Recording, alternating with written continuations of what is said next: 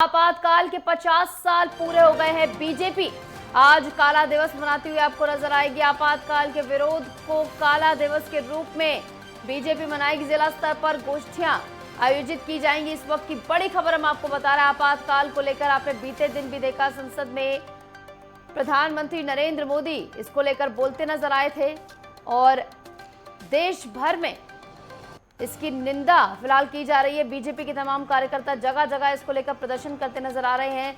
लखनऊ से फिलहाल बड़ी खबर आपको बता रहा है। आपातकाल के 50 साल पूरे हो चुके हैं, जहां बीजेपी आज काला दिवस मनाती नजर आएगी। आपातकाल के विरोध का काला दिवस के रूप में विरोध करेगी बीजेपी। इस बीच हमारे साथ लगातार हमारे स्टेट हेड राघवेंद्र बने हुए हैं। राघवेंद्र, बीजेपी लगातार आपातकाल को लेकर विपक्ष पर हमलावर है, कांग्रेस पर हमलावर है और आज काला दिवस मनाती हुई नजर आएगी।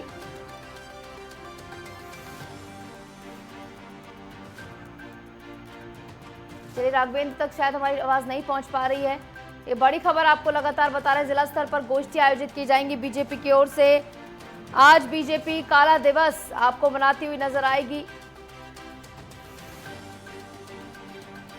आपातकाल को लेकर लगातार बीजेपी हमलावर है। इंदिरा गांधी की ओर से लगाई गई इमरजेंसी, जिसके चलते मीडिया पर प्रतिबंध लगा। हर राइट जो एक इंसान का होता है उसे प्रतिबंधित किया गया।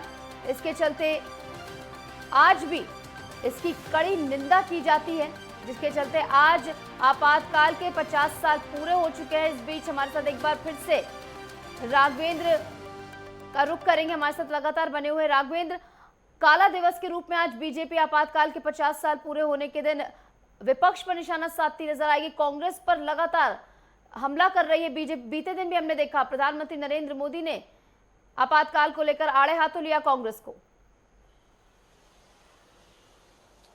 बिल्कुल निशु, 25 जून 1975 का वो दिन जब इंदिरा गांधी द्वारा पूरे देश में इमरजेंसी आपातकाल की घोषणा की गई। जो भी सड़कों पर निकला उन्हें गिरफ्तार कर लिया गया। इतना ही नहीं, विपक्ष के जितने नेता थे उनको जेलों में बंद कर दिया गया।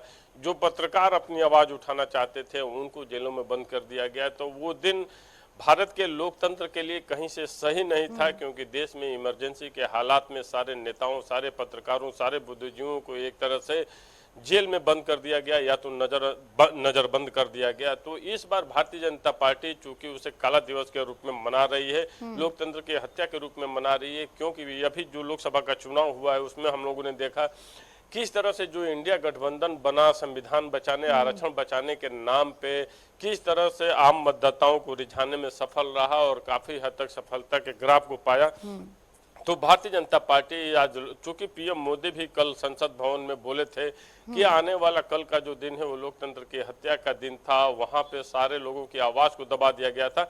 तो भारतीय जनता पार्टी द्वारा या पीएम मोदी द्वारा ये बताने का प्रयास किया जाएगा कि जो लोग संविधान बचाने की बात कर रहे हैं, पूर्व समय में यही लोग संविधान की हत्या किए या इनको कुचलने का काम किए। तो भारतीय जनता पार्टी द्वारा ये प्रयास किया जाएगा। भारतीय जनता पार्टी पूरे देश में लोकतंत्र की हत्या के रूप में आज एक काला दिवस मना रही है। अभी 9:30 बजे 5 KD पे मुख्यमंत्री योगी आदित्यनाथ भी मीडिया से रूबरू होंगे और वो प्रेस कॉन्फ्रेंस में अपनी बातें बताएंगे। इतना ही, भूपेंद्र चौधरी अलग बैठक कर रहे हैं और लगभग सारे मिनिस्टर, अब किसी का कोऑपरेटिव में कार्यक्रम है तो किसी का अन्य जगहों पे। तो पूरे देश में एक तरह से भारतीय जनता पार्टी के नेताओं द्वारा एक कार्यक्रम रखा गया है काला दिवस के रूप में, और भारतीय जनता पार्टी ये बताने का प्रयास करेगी कि जो लोग संविधान बचाने की बात कर रहे हैं यही लोग संविधान कुचलने वाले लोग हैं, इनसे आप सतर्क रहिए। और भारतीय जनता पार्टी का यही प्रयास है कि जो आम मतदाता है उसको बताने में हम सफल रहे कि लोकतंत्र के असली हिमायती हम हैं। लोकतंत्र बचाने, आरक्षण बचाने, जैसे राघवेंद्र, इस देश की पूरी राजनीति संविधान बचाओ बनाम आपातकाल की हो गई, क्योंकि बीते दिन भी हमने देखा जब प्रधानमंत्री इस आपातकाल के बारे में जिक्र कर रहे थे, तमाम विपक्ष अपने हाथ में संविधान लिए बैठा था। बिल्कुल, जिस तरह से विपक्ष और राहुल गांधी का पूरा कुनबा संविधान लेकर लोकसभा में दिख रहा है और जिस तरह संसद भवन में दिख रहा है, चुनाव में जिस तरह दिखा या मीडिया से जब रूबरू होता है उस समय दिखाई देता है, तो भारतीय जनता पार्टी भी इसे एक अपॉर्चुनिटी के रूप में, एक अवसर के रूप में ले रही है और वो भी ये बताने का काम करने जा रही है कि ये जो संविधान लेकर घूम रहे हैं, संविधान को कुचलने वाले यही लोग हैं। चाहे संविधान बदलाव की हम बात कर लें या इमरजेंसी लगाने की बात कर लें, तो भारतीय जनता पार्टी भी एक अवसर के रूप में आज के दिन को भुनाने का प्रयास करेगी, मतदाताओं को बचाने का प्रयास करेगी, क्योंकि राहुल गांधी को आज ही ओथ भी लेना है अपने सांसदी का और संविधान उनके हाथों में संसद भवन में भी दिखाई दे रहा है। तो ये एक क्लैश भी आज देखने को मिल सकता है कि एक तरफ संविधान लेकर विपक्ष संविधान बचाने की बात करेगा, तो दूसरी तरफ भारतीय जनता पार्टी या सत्तारूढ़ दल की हम बात कर लें, एनडीए कुनबे की बात कर लें, तो ये बताने का प्रयास करेंगे या करते हुए दिखाई दे सकते हैं कि इनके हाथों में संविधान तो है, लेकिन संविधान को कुचलने वाले भी यही लोग हैं, क्योंकि वो बार बार इमरजेंसी की याद दिलाना चाहेंगे। अब देखना होगा कि आज का संसद भवन का क्या सीन होता है। वैसे आज पूरे देश में भारतीय जनता पार्टी या एनडीए कुनबे के तरफ से काला दिवस के रूप में मनाया जा रहा है। जगह जगह पे प्रेस कॉन्फ्रेंस और कार्यक्रम आयोजित किए जा रहे हैं। देखना होगा कि पूरे दिन भर आज और की क्या बीजेपी दिनचर्या लगातार रहती इसको है, पूरा नेताओं पूरी की, तरीके पक्ष से की, बुलाने की विपक्ष की। कोशिश भी करेगी कि आपातकाल को लेकर ज्यादा से ज्यादा घेरा जाए कांग्रेस को और पूरे विपक्ष को। फिलहाल बहुत बहुत शुक्रिया राघवेंद्र हमारे साथ जुड़ने के लिए, तमाम जानकारी हमारे साथ साझा करने के लिए।